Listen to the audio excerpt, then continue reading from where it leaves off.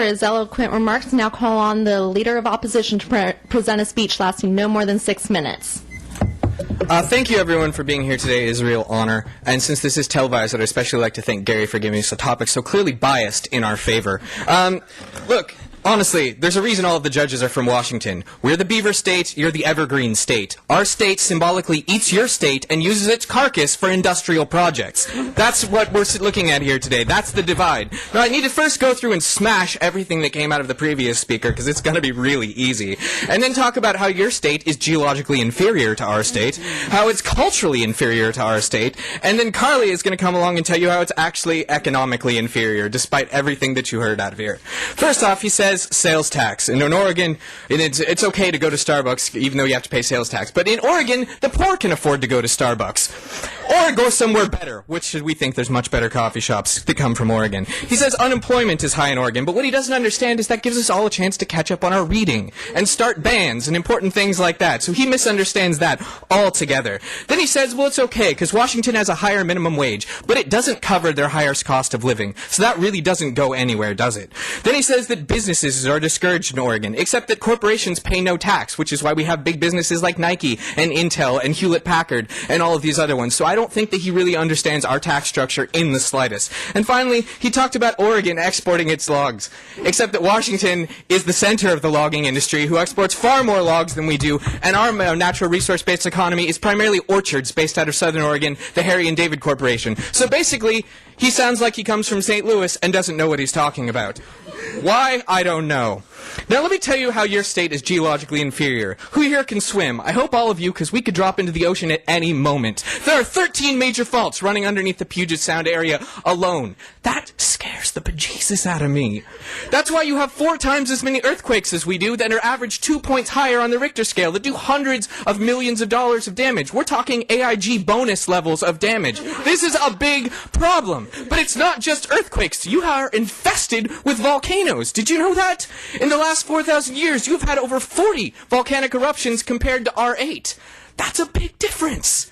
It's like the acne of a state. This is what you're like a 14-year-old boy. Of course, the biggest one we're talking about is Mount St. Helens, which erupted and killed 57 people, deposited ash in 11 states, and did over $3 billion worth of damage. And you know what?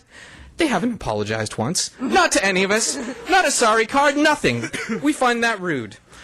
And you know what? They had the nerve to erupt again in 05, again in 06, and again in 08. And I gotta tell you, have you ever tried driving to work with Mount St. Helens erupting off the side of the freeway? Because it's very difficult.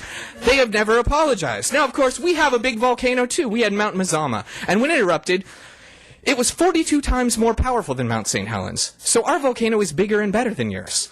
But it also did it 5000 BC, which means that our volcano had the manners to blow up when there was no one around to bother and leave us with a beautiful tourist area we now call Crater Lake. So our volcanoes have manners. Yours, you use to menace our state. We don't appreciate it. You owe us an apology. Now let me tell you how your state is culturally inferior to ours. First off, I don't know why you can't find something better to do on the weekend than ritually murder people, but you all have a lot of serial killers. Did you know there are 42 serial killers in Washington? Like the Hillside Strangler, Ted Bundy, the Green River Killer?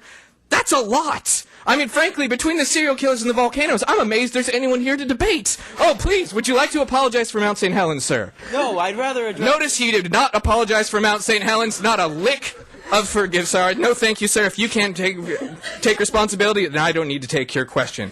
We here in Oregon prefer to make art rather than murder people in a ritualistic fashion. That's why we have great writers like Ken Kesey, Ursula K. Le Guin, and Chuck Palahniuk, whereas in Washington, your major contribution to literature seems to be the Uncle Sam billboard on the side of I-5. We have great filmmakers like Oscar nominees Henry Selick, Todd Haynes, and Gus Van Sant, whereas Washington is currently best known for being the setting of the film Twilight. Filmed in Oregon, by the way. We're just blaming it on you because of Mount St. Helens. We're also home to Matt Groening, creator of The Simpsons. And if you're like B movies, we have Bruce Campbell, the best B actor of all time, stars of films like The Evil Dead and Bubba Hotep. You got none of that.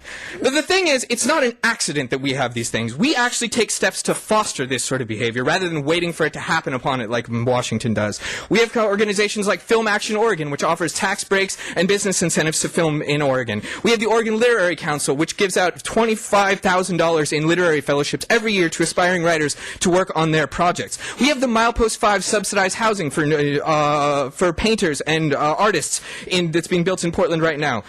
That's the reason why we have Leanne Marshall, who won Bravo's Project Runway, and Washington is the place that gave us flannel.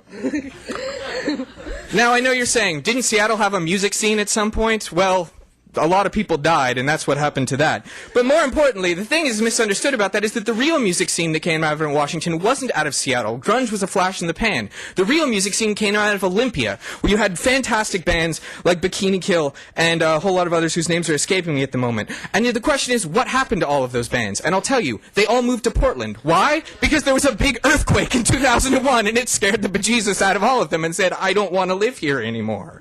That's why we now have the best music scene in the country, according to a recent documentary by MTV. That's why we are culturally superior to y'all.